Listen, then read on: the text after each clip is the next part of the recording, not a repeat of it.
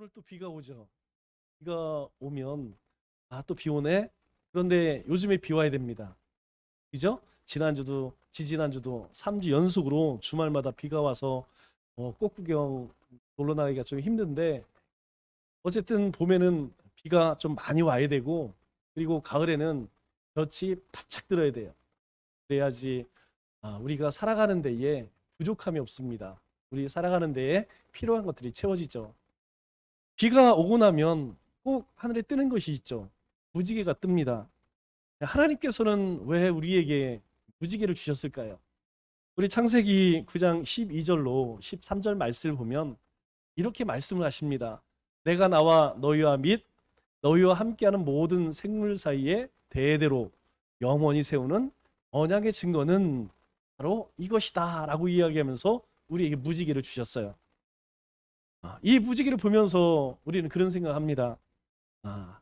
우리가 이 무지개를 보면서 하나님께서 우리에게 행하신 일들 그리고 하나님의 은혜와 사랑을 기억하기 위해서 하나님께서 무지개를 주셨다.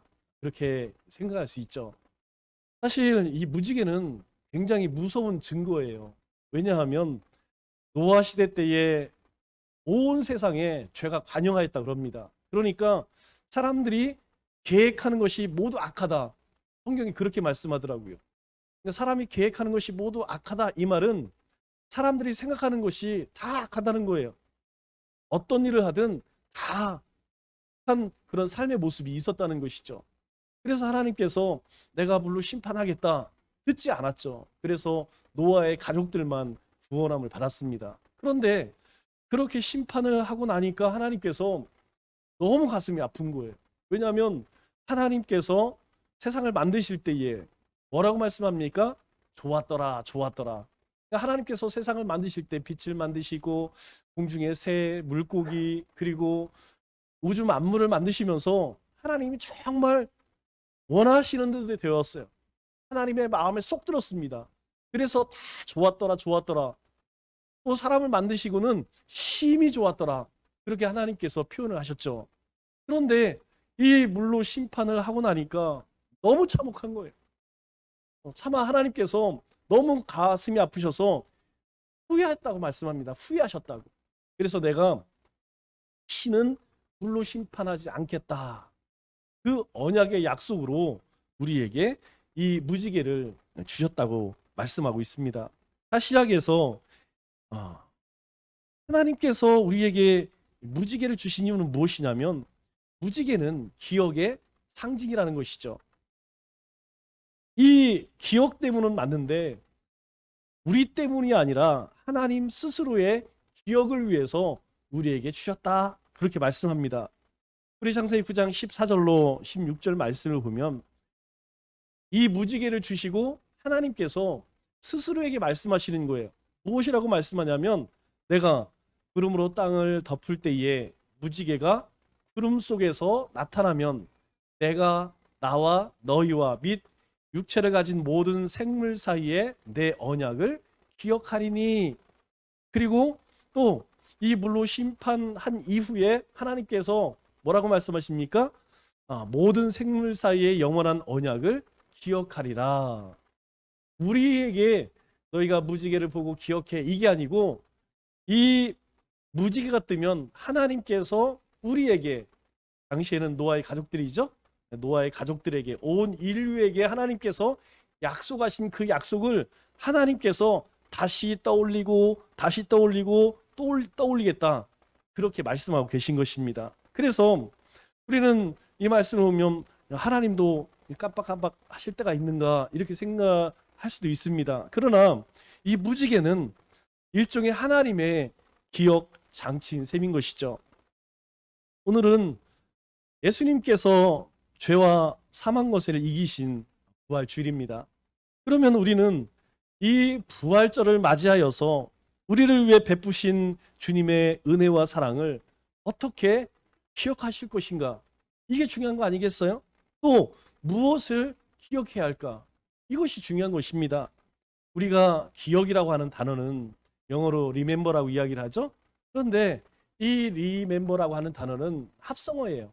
리와 램이라고 하는 말이 합성어인데 리는 어게인이라는 뜻입니다. 다시. 그리고 맴은 메인에서 온 말인데 think란 말이에요. think. 우리가 생각한다. 그러니까 remember는 뭐냐? 다시 생각한다. 다시 느낀다. 우리가 무언가를 추억하죠? 그 추억을 뭐라고 이야기합니까? 메모리라고 이야기하셨습니까?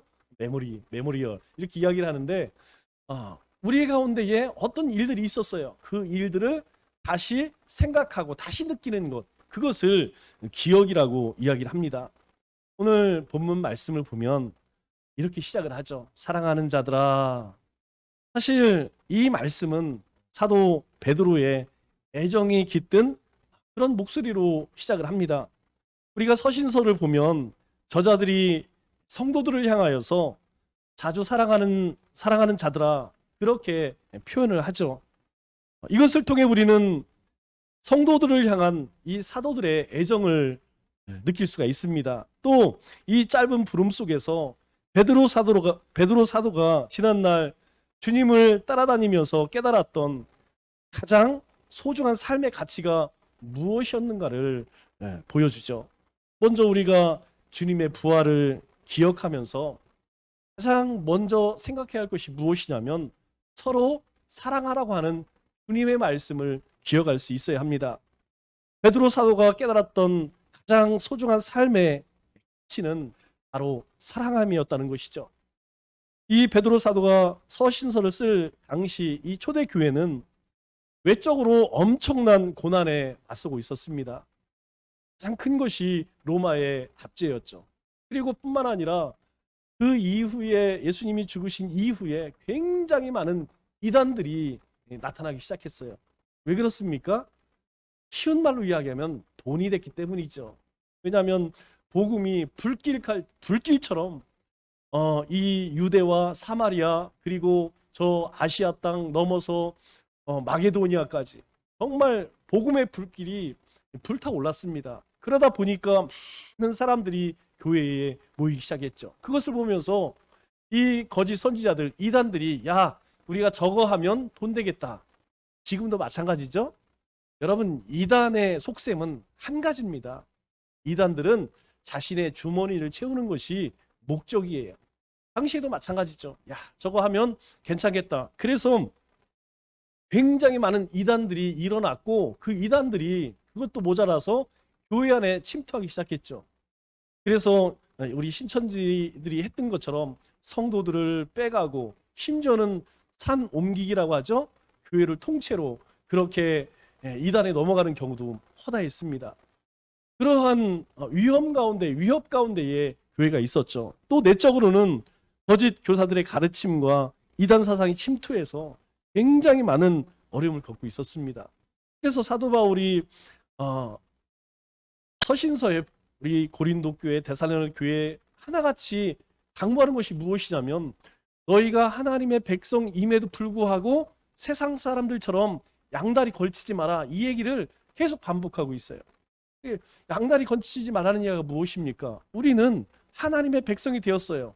그러면 의당 하나님의 백성으로서 살아야겠죠. 그런데 세상적인 가치가 들어오면서 야 우리가 구원받았으니까 우리가 세상에서 어떤 일을 해도 다 용서받잖아. 우리는 이미 구원받았어.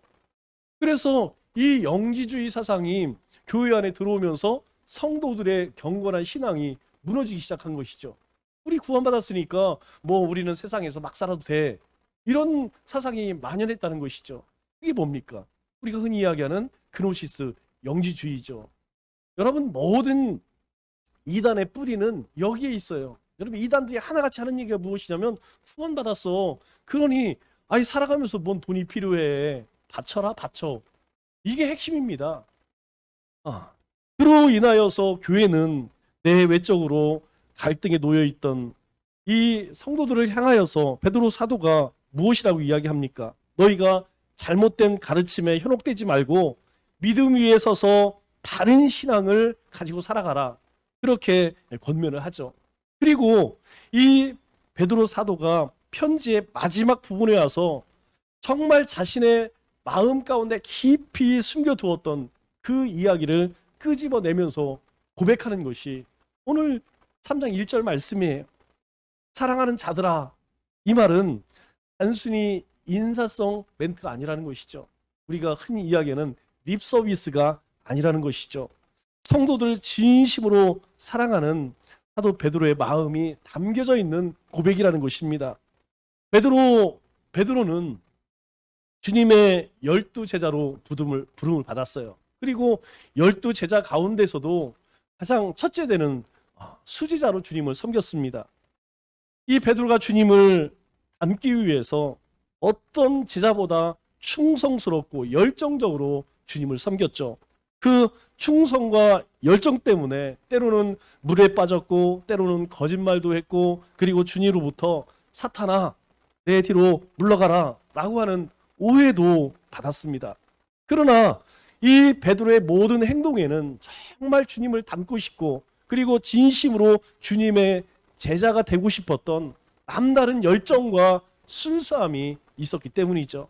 그러나 우리가 반드시 기억해야 할 것은 이 베드로가 한평생 주님을 따라다니면서 심지어 십자가에서 주님의 죽음을 통해 깨달은 것은 인생의 가장 소중한 가치는 사랑이었다는 것이죠. 하나님께서 우리를 얼마나 사랑하시는지, 그리고 우리로 하여금 하나님을 얼마나 전심으로 사랑하기를 바라는지, 이 사도 베드로가 그것을 깨달았다는 것이죠. 주님은 베드로에게 주님을 배신하고 제자의 직분을 포기하고 실패자로 다시 갈릴리 호숫가로 돌아가서 물고기를 잡고 있을 그때에도 이 베드로에게 찾아오셔서 뭐라고 말씀하십니까? 사랑하는 것이 얼마나 소중한 것인지 다시 가르쳐주고 계시죠. 우리 요한복음 21장 17절 말씀을 보면 이렇게 말씀합니다. 세 번째 이르시되 요한의 아들 시몬아 내가 나를 사랑하느냐. 예수님께서 계속 물으시는 거예요. 내가 나를 사랑하느냐? 한 번이 아니고 두 번째 또 물으시고 세 번째 물으니까 어떻습니까? 베드로가 근심하여 이르되, 주님께서 자꾸 물으시니까 이제 마음 가운데 주님이 내가 주님을 정말 사랑합니다 대답했는데 주님이 자꾸 물어보시니까 이게 내가 거짓말 치고 있나? 주님께서 의심하는가? 막 이런 생각이 드는 거예요. 그래서 근심하며 이르되 주님 모든 것을 아시오매 내가 주님을 사랑하는 줄 주님이 아십니다. 주님 아시잖아요. 제가 이전에 주님 모른다고 그렇게 부인을 하고 제가 얼마나 눈물을 흘리고 후회를 했는지, 제가 주님을 따라다닐 때에 정말 내가 얼마나 열심을 가지고 열정을 가지고 주님이 말씀하시면 그냥 바닷물 위까지도 걸었던 것이 저 아닙니까? 저 정말 주님 사랑합니다. 그 고백 아니겠습니까? 주님께서 베드로에게 가르쳐준 것이 무엇입니까? 사랑이라는 것이죠. 마지막 주님께서 이 땅을 떠나시기 전 베드로에게 보여주신 것이 무엇이냐면 사랑이에요. 그래서 제가 주님 정말 사랑합니다. 그때 주님께서 베드로에게 내가 너의 진심을 알겠다. 이제 비로소 내 양을 쳐라. 내 양을 먹이라. 그렇게 주님께서 세 번 말씀해 주시는 거예요. 내가 너를 정말 사랑한다. 내가 나를 정말 사랑하느냐? 이제 내가 알았다. 그렇다면 내가 내 양들을 너에게 맡기겠다. 그렇게 주님께서 말씀하시죠. 그 주님의 가르침을 기억하면서 오늘 베드로 사도는 이단들과 싸우고 고난 중에서도 믿음을 잃지 않는 성도들에게 인생에서 가장 소중한 가치는 사랑이라는 것을 가르쳐주고 있는 것이죠. 이것이 바로 주님께서 베드로에게 기대하셨던 거예요.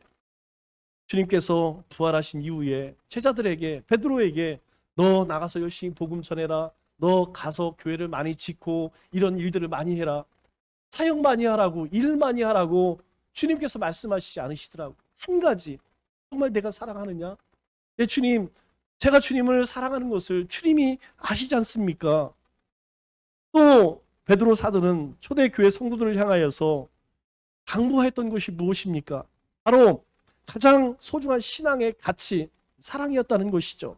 또 오늘 우리 모두가 가슴 깊이 새겨야 할 삶의 가장 소중한 가치가 바로 사랑이라는 것을 말씀하고 있습니다. 그러므로 우리는 매일 사랑하기로 결단해야 할 것입니다. 왜 그렇습니까? 하나님은 사랑이시라. 그것을 예수님을 통해 보여주셨고 십자가를 통해 보여주셨고 부활을 통해서 우리에게 확인시켜 주셨던 것입니다. 나와 함께하는 모든 사람들, 여러분 다 사랑할 수 있나요? 여러분, 우리와 함께하는 사람을 다 사랑할 수 있으면 참 좋겠지만 그럴 수 없는 게 우리의 현실 아닙니까? 나에게 잘하는 사람, 그리고 도움이 되는 사람, 우리는 그런 사람들에게는 참 선대하고 잘해요. 그러나 그렇지 못한 사람, 나에게 싫은 소리하고 나를 힘겹게 하는 사람들, 여러분 사랑하지 못합니다. 그런데 주님께서는 우리에게 뭐라고 말씀하십니까? 우리 누가복음 6장 32절로 35절 말씀을 보니까 주님께서 이렇게 말씀해요. 너희가 만일 너희를 사랑하는 자만을 사랑하면 칭찬받을 것이 무엇이냐? 그것은 죄인들도 그렇게 한다. 33절에 너희가 만일 선대하는 자만을 선대하면 칭찬받을 것이 무엇이냐? 너에게 잘하는 사람에게 잘하는 것, 그거 아무것도 아니라는 것이죠. 또 34절에는 너희가 받기를 바라고 사람들에게 구워주면 칭찬받을 것이 무엇이냐? 죄인들도 그렇게 한다는 것이죠. 그래서 35절 우리에게 말씀하시기를 오직 너희는 원수를 사랑하고 선대하며 아무것도 바라지 말고 구워주라. 그리하면 너희 상이 클 것이요 또 지극히 높으신 이의 아들이 되리니. 오직 뭐라고 이야기합니까? 죄인들 같이 하지 말라는 것이죠. 죄인들도 사랑할 사람 사랑하고 선대할 사람 선대하고 구워줄 만한 사람에게는 그렇게 한다는 것입니다. 그러나 우리는 다르다는 것이죠. 우리는 이제 예수님의 그 십자가의 은혜로 완전히 새롭게 변화받은 새로운 피조물이 되었다는 거예요. 새로운 존재가 되었다는 것입니다. 그래서 나를 미워하는 자도 심지어 원수까지도 사랑할 수 있어야 하지 않겠느냐, 그렇게 우리에게 말씀하시는 것이죠. 그럴 때 우리의 삶에 부활의 능력으로 사는 성도로 또 순종하는 제자로 거듭나게 된다는 것입니다. 두 번째로 주님의 부활을 기억하며 사도 베드로는 하나님의 말씀을 생각하고 기억하라고 우리에게 말씀합니다. 베드로가 지난날 주님을 따라다니면서 깨달았던 두 번째 소중한 삶의 가치가 무엇입니까? 바로 하나님의 말씀을 생각하고 기억하는 삶을 사는 것이다라고 말하죠. 1절 하반절로 2절 말씀을 보면 이렇게 이야기합니다. 이 두 편지로 너희의 진실한 마음을 일깨워 생각나게 하여 곧 거룩한 선지자들이 예언한 말씀과 주 되신 구주께서 너희의 사도들로 말미암아 명하신 것을 기억하게 하려 하노라. 이렇게 말씀합니다. 이 말씀은 베드로 후서를 기록한 목적이기도 하죠. 베드로 사도는 사랑을 실천하는 일도 아주 소중한 일이지만 이 베드로에게는 더 중요한 인생의 가치는 하나님의 말씀을 생각하고 그 말씀을 기억하며 사는 삶이라고 우리에게 말씀합니다. 그래서 구약의 선지자들의 예언과 주께서 하셨던 그 말씀들을 너희가 기억했으면 좋겠다, 우리에게 말씀하고 있죠. 신앙은 과거에 행하셨던 하나님의 인도하심을 기억하고 추억하는 것입니다. 과거에 행하셨던 하나님의 인도하심을 기억하고 추억하기 위해서 우리는 과거에 하나님이 무슨 말씀을 하셨는지를 자세하게 알아야 하는 것이죠. 여러분, 성경을 읽는 것은 무엇입니까? 성경을 묵상하는 것은 무엇입니까? 성경을 읽는 것은 이전에 하나님께서 우리 가운데 어떤 일들을 행하셨는가, 우리가 그 말씀을 묵상하면서 과거에 하나님께서 그렇게 행하셨다면 오늘 우리는 어떻게 살 것인가, 우리는 무엇을 위해 살 것인가, 그 말씀 속에서 하나님의 뜻을 깨닫는 거 아니겠습니까? 그러나 사람은 어떻습니까? 쉽게 망각하는 존재이죠. 우리 명언 가운데 그런 말이 있습니다. 인간은 망각의 동물이다. 눈앞에서 실제가 사라지면 기억도 금세 사라진다. 여러분, 정확한 말 아니겠어요? 우리가 사람 가운데서도 마찬가지에 은혜를 덧입었어요. 그런데 어떻습니까? 시간이 얼마 지나면요, 막히 잃어버리는 것이 바로 사람이에요. 그래서 사람들이 하나같이 하는 이야기가 뭐예요? 머리 검은 짐승은 거두는 게 아니다. 이 말의 의미가 무엇입니까? 사람은 은혜도 금방 있는 날이고 아무리 큰 은혜를 입었어도 자신의 이익 앞에서 시간이 지나면 다 잃어버리는 그런 존재라는 것이죠. 그렇게 많은 하나님의 인도하심을 우리가 또 이스라엘 백성들이 경험을 했지만 어떻습니까? 너무나 쉽게 잊어버렸죠. 이스라엘의 과거를 한번 보십시오. 하나님께서 이스라엘 향해서 수많은 약속의 말씀들을 반복해서 주셨어요. 우리 신명기 8장 11절 말씀을 보면 하나님께서 이스라엘 백성들에게 내가 오늘 내게 명령하는 여호와의 명령과 법도와 규례를 지키지 아니하고 내 하나님 여호와를 잊어버리지 않도록 삼가할지어다. 애굽에서 구원하신 하나님께서 이스라엘 백성들에게 당부하시는 거예요. 너희가 절대로 하나님 잊어서는 안 돼. 큰일 난다.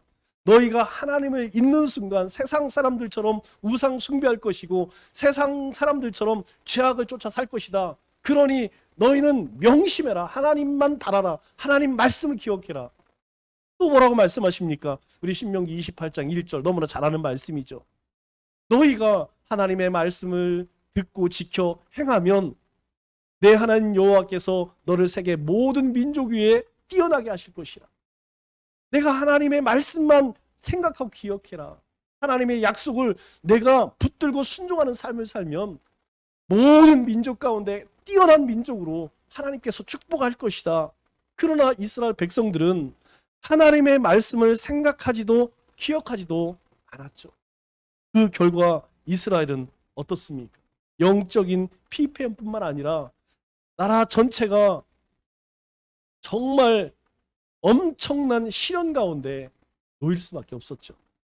하나님께서 가나안을 정복하고 이제 사사 시대를 들었을 때에 여러분 이 말씀이 잊으면 안 된다고 이야기했죠. 사사기 2장 10절 말씀. 그때에 아버지 세대가 가나안 땅을 정복한 아버지 세대가 다 죽고 나니까 그 다음 세대는 하나님과 하나님이 행하신 일들을 기억하지 않았더라. 하나님의 말씀을 생각하지 않았다는 거예요. 하나님의 말씀을 기억하지 않았다는 것입니다. 그것으로 인하여서 이제 끊임없이 주변의 나라들로부터 약탈을 당하고 상상할 수 없는 그런 고통을 겪게 되죠. 그러므로 우리는 과거에 하나님께서 말씀하시고 행하셨던 일을 늘 기억해야 한다는 것입니다. 그래야만 하나님이 어떤 분인지 깨달을 수 있고 하나님의 뜻을 깨닫게 된다는 것이죠. 그 믿음의 삶의 출발은 하나님을 기억하는 것으로부터 시작된다는 거예요. 그래야 우리가 꿈을 꿀 수 있습니다. 그래야 우리가 사명자로 살아갈 수 있는 것이죠. 우리가 주일마다 예배를 드리는 것도 매일 말씀을 묵상하는 것도 과거에 하나님이 어떤 분인지 또 오늘 하나님이 무엇을 행하실지 우리가 생각하고 기억하는 거 아니겠습니까? 하나님께서 과거에 나에게 깨닫게 하신 말씀이 무엇인지 여러분 늘 돌이켜봐야 할 것입니다. 주어진 현실이 답답하고 막막할 때 하나님께서 나에게 힘 주셨던 그 말씀을 우리는 기억할 수 있어야 한다는 것이죠.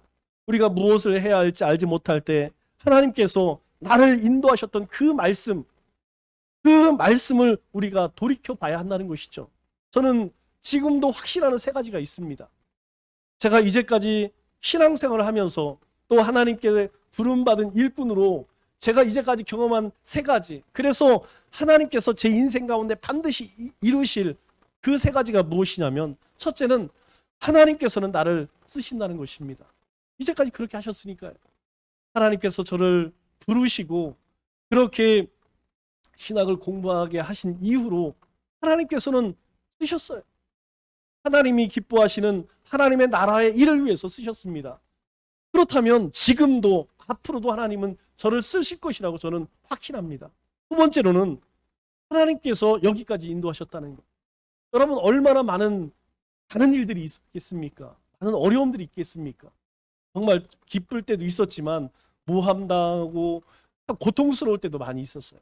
말 못할 일들 수없이 겪었습니다. 그러나 그때에도 지금까지, 그때부터 지금까지 하나님께서 여기까지 인도하셨어요. 그렇다면 앞으로도 그렇게 하지 않겠습니까? 지금도 앞으로도 내 삶 가운데에 그러한 일이 닥친다면 하나님께서 또 제 손을 붙들고 인도하실 거예요. 또 한 가지는 하나님이 주신 꿈과 비전은 반드시 이루신다는 것, 그렇게 하셨습니다. 하나님께서 섬기게 하셨던 일들, 행하게 했던 사역들, 그것을 통하여서 하나님은 분명한 열매를 맺게 하셨어요. 그렇다면 하나님께서 오늘 이 남청주 교회에 보내셔서 주신 그 꿈과 비전도 저는 이루실 것이라고 저는 확신합니다. 저에게는 세 가지 기도 제목이 있어요. 매일 새벽마다 부짖는 세 가지 기도의 제목이 무엇이냐? 여러분들에게도 말씀드렸죠. 하나님, 이 청주를 다 저희가 책임지지는 못합니다. 자신 없어요. 거기까지는 아직 제 믿음이 부족해서. 그러나 열의 하나는 제가 책임지겠습니다. 우리 남청주 교회가 책임지겠습니다. 80만 이 청주 시민 가운데 열의 하나, 8만 영혼은 우리 남청주 교회가 어떻게 한번 책임져 보겠습니다. 두 번째는 하나님, 성전 건축의 꿈을 주셨사오니 이루게 하옵소서. 이것은 제가 오기 전에 이미 하나님께서 여러 사람들의 마음을 감동시켜서 준비해 놓으셨어요. 지금도 준비하고 있습니다. 그렇다면 하나님께서 말씀을 수호하고 가르치고 전파하기 위해서 하나님 새 예배당 저는 허락하실 것이라고 확신하고 있어요. 세 번째로는 복음이 사마리아 땅끝까지 전해졌던 것처럼 하나님, 적어도 우리 남청주 교회가 7개의 선교지를 섬길 수 있는 교회 되게 하옵소서. 모르겠어요. 더 많아지면 모르겠지만 적어도 지금은 한 개의 교회지만 최소한 7개의 교회, 7개의 선교지를 섬길 수 있는 그런 교회 되게 하옵소서. 그 외에도 여러분들 개인들, 가정들을 위해서 기도하지만 이 세 가지 꿈은 하나님이 저에게 주신 꿈이에요. 하나님께서 반드시 제 삶 가운데에서 행하셨던 일입니다. 그렇다면 저는 제 삶 가운데에서 제가 목회하는 동안 이 비전을, 이 꿈을 하나님이 이루실 것이라고 하는 믿음이 있어요. 여러분들도 하나님 주신 꿈이 있을 겁니다. 하나님 주신 비전이 있을 거예요. 하나님의 말씀을 우리가 붙든다면, 하나님의 약속 안에 살고 있다면 여러분 그 꿈은 반드시 이루어진다는 사실을 믿으시기 바랍니다. 마지막으로 주님의 부활을 기억하며 우리는 종말 신앙을 가져야 한다는 것이죠. 오늘 본문을 통해서 베드로 사도는 과거에 주님께서 하셨던 말씀 가운데 특별히 주님의 재림을 생각하고 기억하라 우리에게 말씀합니다. 다시 이야기해서 종말 신앙을 소유하라, 종말 신앙을 가져라, 그렇게 말씀하는 것이죠. 오늘날 많은 사람들, 세상 사람들은 물론 신앙생활하는 그리스도인들조차 종말이 없다 그렇게 말을 합니다. 종말을 기대하지도 두려워하지도 않는다는 것이죠. 심지어 예수 그리스도의 재림은 결코 없을 것이다 그렇게 목소리를 높여 외치고 있습니다. 그러나 3절로 5절 말씀을 보겠습니다. 뭐라고 이야기합니까? 먼저 이것을 알지니 사랑하는 자들아 너희가 하나님의 말씀을 꼭 기억해라. 그리고 나서 하시는 말씀이 무엇이냐면 먼저 이것을 알지니 말세에 조롱하는 자들이 와서 자기의 정욕을 따라 행하며 조롱하여 말하기를 주께서 강림하신다는 약속이 어디 있느냐? 주님이 재림하신다고 하는 그 약속이 어디 있느냐? 조상들이 잔후로부터 만물이 처음 창조될 때와 같이 그냥 있다. 아니 조상들이 다 죽었어. 우리 믿음의 조상들이 다 죽었어. 그럼에도 불구하고 세상이 없어졌어? 아니잖아. 믿음의 조상들이 다 죽었음에도 불구하고 이 세상은 여전히 존재하고 있잖아 라고 이야기하면서 뭐라고 얘기해요? 이는 하늘 예적부터 있는 것과 땅이 물에서 나와 물로 성립된 것도 하나님의 말씀으로 된 것을 그들이 일부러 잊으려 함이로다. 그들이 하나님께서 행하신 일들, 하나님의 창조의 역사들, 하나님께서 다스린 그 하나님의 놀라운 주권조차도 인정하지 않는 세대다 라고 베드로 사도가 이 편지를 읽는 성도들에게 권면을 하고 있습니다. 여러분 이 말씀을 보면 어떻습니까? 정확하게 이 시대를 보는 것 같지 않습니까? 오늘 본문 말씀처럼 믿음의 조상들이 다 죽은 후에도 세상은 여전히 그대로인데 무슨 종말이 있느냐? 이렇게 사람들이 잘 살고 있는데 무슨 종말이 있겠느냐? 주님께서 뭘 다시 오겠느냐? 그러나 베드로 사도는 종말을 부정하던 이 거짓 교사들 가르침 때문에 분별력을 잃었던 성도들을 향해서 무엇이라고 이야기합니까? 6절, 7절 말씀 한번 볼까요? 6절에 이로 말미암아 너희가 주님께서 다시 오신다고 하는 것, 언젠가 우리가 종말 앞에, 죽음 앞에 설 그때에 세상은 물이 넘침으로 월망하였을 때, 언제 얘기하는 겁니까? 노아 시대 이야기하는 거. 야, 이렇게 살기 좋은데 무슨 심판이 있다고 무려 120년 동안 노아가 세상 사람들을 향해서 외쳤어요. 하나님의 심판이 목전에 이르렀다. 그리고 노아는 산 꼭대기에다 배를 지었어요. 모든 사람들이 비웃습니다. 그때 모든 사람들이 농사를 지으러 가고 결혼하러 가고 다 자기 일상생활에 그렇게 살아갈 그때였어요. 그런데 뭐라고 이야기합니까? 그때 하나님의 심판이, 하나님의 멸망이 임했다는 거예요. 마찬가지로 이제 하늘과 땅은 그 동일한 말씀으로 불사르기 위하여 보우신 바 되어 멸망의 날까지 보존하여 두신 것이니라. 무엇을 이야기하는 거예요? 만일 너희가 그렇게 이 땅 가운데 이 땅의 삶이 영원하다고 믿는다면 너희 가운데 그 불심판이 반드시 임할 것이다. 주님이 하신 말씀 아니에요? 내가 이제 더 이상 물로 심판하지 않겠다. 그러나 내가 다시 이 세상의 죄악을 심판할 때는 불로서 심판하겠다. 이 말씀을 베드로 사도가 지금 이 시대에 외적으로 내적으로 큰 어려움을 당하는 성도들을 향해서 말씀하고 있는 것이죠. 이 시대를 살아가는 우리에게 주님의 재림과 종말 신앙을 너희가 꼭 기억하고 그 종말 신앙으로 살아가라. 그렇게 말씀하고 있는 것입니다. 주님은 우리로 하여금 부활을 기억하며 이 말씀을 깊이 되새기기를 원하시는 것이죠. 베드로 사도는 초대교회 성도들이 종말 신앙이 흔들리는 것을 보면서 이 편지를 썼습니다. 왜 그래요? 사람들이 점점 세상 살기 좋아지고 이단들은 교회 들어와서 괜찮아. 야, 우리 이미 구원받았잖아. 그냥 세상에서 우리 즐기고 살자. 얼마나 좋은 세상이냐. 여러분, 지금 이 시대를 살아가는 사람들이 하는 이야기 아닙니까? 이 시대를 살아가는 그리스도인들이 살아가는 건 아니에요? 여러분, 2000년이 흘렀습니다. 그로부터 베드로 사도가 이 편지를 쓴 이후로 2000년이 지났어요. 세상이 바뀌었나요? 인간이 바뀌었습니까? 2000년이나 지금이나 여러분 조금도 바뀐 것이 없다는 것이죠. 오히려 2000년 전보다 더 폐악하고 완악하고 강팍해졌습니다. 주님이 부활하신 지 2000년이 지난 지금 우리는 확고한 종말 신앙을 가진 것처럼 그렇게 보여져요.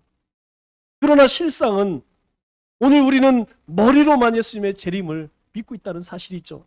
정말 믿는다면 여러분, 이렇게 우리 가운데 뜨거운 열정도 열심도 그렇게 안일하게 살아갈 수 없다는 것입니다. 여러분, 우리의 삶의 모습을 보세요. 회개도 않고 순종도 않고 사명도 없고 감사도 없고 사랑도 행하지 않고 삶에 아무런 열매가 없이 살아갑니다. 여러분, 그 결정적인 증거가 무엇입니까? 그 분명한 증거는 변하지 않는 삶이라는 거예요. 우리는 예수님 믿습니다. 우리는 그 말씀대로 되기를 원합니다. 그렇게 말하지만 정작 우리의 삶의 모습은 바뀌지 않는다는 거예요. 주님의 재림을 확신하고 소망한다면 우리의 삶이 바뀌어져야 하는 것입니다. 그런데 삶의 목적도 삶의 가치도 도무지 잘 바뀌지 않아. 과거의 삶과 똑같이 그렇게 살아가는 우리의 모습을 봅니다. 여러분, 명심하십시오. 그리스도인은, 하나님의 자녀는 매일 변화되지 않으면 변질되게 돼 있습니다. 베드로 후서 2장 20절에 베드로 사도가 우리에게 말씀하는 거예요. 만일 그들이 우리 주 대신 구주 예수 그리스도를 알므로 세상의 더러움을 피한 후에, 우리가 예수님을 만나고 나서 세상의 더러움을 피하게 되었죠. 우리가 새롭게 되었어요. 다시 그 중에 얽매이고 지면 그 나중 형편이 처음보다 더 심하리니. 무엇을 이야기합니까? 우리가 예수님의 그 놀라운 은혜로, 사랑으로 새롭게 변화되었지만 매일매일 그 주님의 십자가 안에서 우리가 새롭게 거듭나지 아니하면 나중에 얽매이고 치면 그 나중 형편이 처음보다 더 심하리니 이전보다 더 악한 삶을 살아간다는 거예요. 그게 초대 교회의 모습 아니었습니까? 신실한 그리스도인들도 많이 있었지만 사도 바울이 사도 베드로가 편지를 쓰면서 염려하는 것이 무엇입니까? 너무나 많은 사람들이 세상에 가치가 들어와서 난 구원받았어. 그러니 이제 안심하고 내 마음대로 살자. 시간도 내 것이요, 물질도 내 것이요, 즐거움도 내 것이요. 그렇게 살았다는 거예요. 여러분, 아예 하나님을 알지 못했더라면 복음을 접함으로 새롭게 변화되어진다는 거예요. 그러나 이미 그 복음을 받고 주님을 알았음에도 불구하고 이 헛된 잘못된 신앙으로 인하여서 어떻게 했다는 거예요? 거듭 우리가 이전보다 예수님을 만났을 그때보다 더 악하게 살아간다는 것이죠. 여러분, 우리가 이 시대를 바라보면서 깨닫는 것이 그거 아닙니까? 우리가 이 시대의 그리스도인 세상 사람들로부터 조롱받은 이유가 무엇입니까? 처음부터 그랬나요? 아니에요. 우리가 예수님을 믿고 그렇게 사는 사람 한 명도 없습니다. 정말 뜨거운 열정을 가지고 뜨거운 믿음을 가지고 살았어요. 그런데 어느 순간부터 우리의 신앙이 나약해지기 시작해요. 그리고 하나님의 말씀이 우리의 삶을 끌고 가는 것이 아니라 여전히 내 가치로, 내 생각으로, 내 경험으로, 내 지식으로 살아가는 것이 우리의 모습이라는 것이죠. 그래서 사도 바울이 우리에게 권면합니다. 로마서 12장 2절에 너희는 이 세대를 본받지 말고. 여러분, 2000년 전에 했던 말씀이에요. 그 시대의 성도들에게 너희가 이 시대를 본받지 말라는 거예요. 세상 사람들 본받지 말고 오직 마음을 새롭게 함으로 변화를 받아 하나님의 선하시고 기뻐하시고 온전한 뜻이 무엇인지 분별하도록 하라. 분별하는 삶을 살라는 것이죠. 더 쉬운 말로 정신 차려라. 정신 바짝 차려라. 그렇게 말씀하는 것입니다. 만일 우리가 주님의 재림을 확신하고 기대하고 살아간다면 우리 인생의 가치가 바뀌는 것은 너무나 당연한 일이죠. 우리의 기도의 제목도 바뀔 것이고 삶의 모습도 지금과 전혀 다른 삶을 살아갈 것입니다. 왜냐하면 이 재림을 소망하는 신앙은, 이 정말 신앙은 인생의 목적지가 어디인지 분명하게 알게 한다는 것입니다. 여러분, 우리의 인생의 목적지가 어디입니까? 성공입니까? 세상에서 부귀영화인가요? 아니에요. 우리 인생의 종착역은 하나님의 나라예요. 우리는 다 하나님의 나라에 갈 사람들입니다. 그렇다면 우리가 이 땅 가운데에서 썩어 없어질 것을 바라보고 살 것이 아니라 그 하나님의 나라를 소망하며 살아가는 것, 그것이 너무나 당연하다라고 사도 베드로가 우리에게 말씀하고 있습니다. 말씀을 맺겠습니다. 우리는 주님이 다시 사신 부활을 맞아 무엇을 기억해야 할까요? 정말 신앙이 있는 사람은 이 땅에서 분명한 사명의식을 갖고 살아갑니다. 또 사랑을 실천하며 살아가죠. 우리의 남은 인생을 어떻게 살아가야 할까요? 하나님의 말씀을 깊이 묵상하고 굳게 붙들어 주님의 십자가 사랑과 부활 신앙으로 온 세상에 하나님의 크고 놀라운 은혜와 사랑을 담대하게 우리의 삶으로 증거하는 우리 믿음의 권속들 다 되시기를 주님의 이름으로 축원합니다.